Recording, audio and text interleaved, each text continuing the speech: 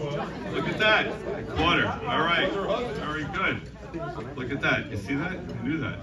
All right.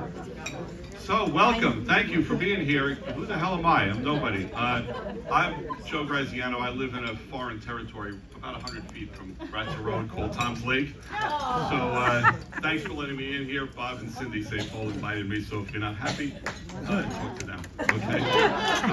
So that's it. But I love this place. I love the food. Everything was great. And I love dinner. Love going out to dinner, and I've always liked going out to dinner. I got to tell you that when I was a kid, was in high school, well, actually college, I just didn't have a lot of girls around. You could tell why. And I'm one of 6 kids in an Italian family, and my younger brother Jim was super handsome, athletic, great body. I don't do any exercise, and you can tell I don't. But he had tons of girls, and of course, what does he get a job doing?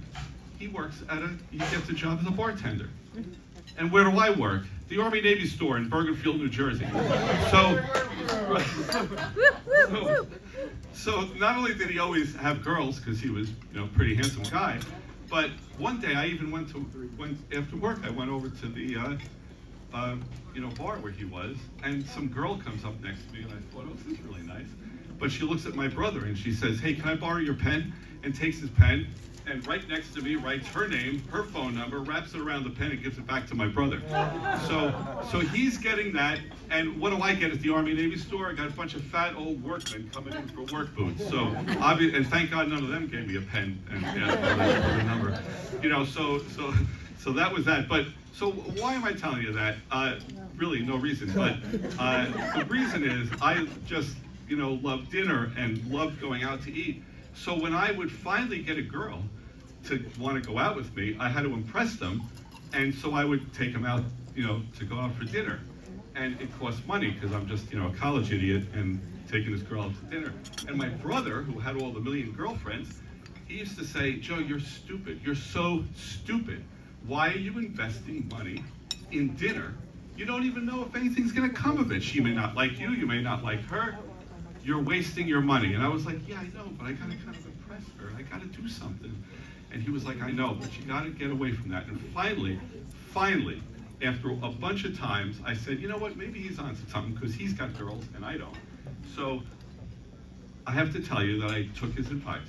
And no lie, the first woman that I did not take to dinner first is standing right over there with the camera, my wife. I swear to God, that's her. So I think my brother, I really think my brother had it. I think he was right. Of course, she only got a drink and, didn't get dinner and stuff like that, but I saved some money. You're paying for it now. So anyway, I just wanted to say that because I just love the whole dinner thing and getting together. And what better night than to have comedians here so intimately right here with us while we're eating. And so if you got a bozo like me, you could at least have another drink and just turn around. So it's awesome. So I'm here to introduce our MC, but I have to tell you one little other brief story because, so Jenny Gonzo is our MC, standing over there. Don't come up yet, Jenny. We're waiting to have you.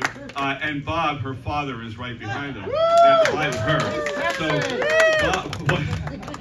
But Bob, I got to tell you something funny. Many years ago, a friend of mine wanted to take comedy lessons, and he was too chicken to go by himself. So he actually asked me to go with him, and I went, and that's where I met Bob.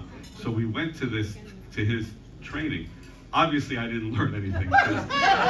His training is awesome. I just didn't take any notes. But so my friend did it we did like 2 or 3 sessions, and then Bob said, listen, this place was called the Whiskey Cafe, I think, in Lyndhurst. And said it's an open mic thing, and we're going to go there, and then you can, whatever. So I had zero intention of going, none. I was not going. But my friend Bill, he says, please come to the Whiskey Cafe. I want you there for support, so at least, somebody would clap. And so I said, all right. It was a January night. It was cold. I go to the Whiskey Cafe, and my friend's not there. And so I'm getting nervous, and Bob comes up to me and he says, oh, you're going to go on stage? I was like, no, Bob, I'm not going on stage. I'm just here to support Bill. And Bill doesn't show up. So I'm sitting with some of the other people in the class, and everything's fine, and I'm having my hamburger and fries, and calls up one of the students, and they do a great job, and then calls another student, and I'm just taking another bite of my hamburger, and then I hear, first time on the comedy stage, Joe Graziano. That guy pulled me up on the stage, and it wasn't too bad, but my wife was really upset because I had tomato stains from everything throwing stuff at me. We got over that.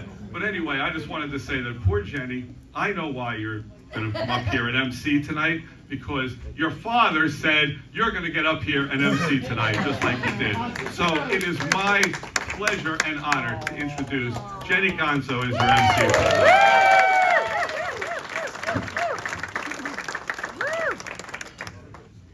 Jump it off. How's that? Wait. Raise the mic. All right. I'm running now. I'm going to get away from that. Where my shorties at, Pacakanack Lake? Woo! I am so excited to be here.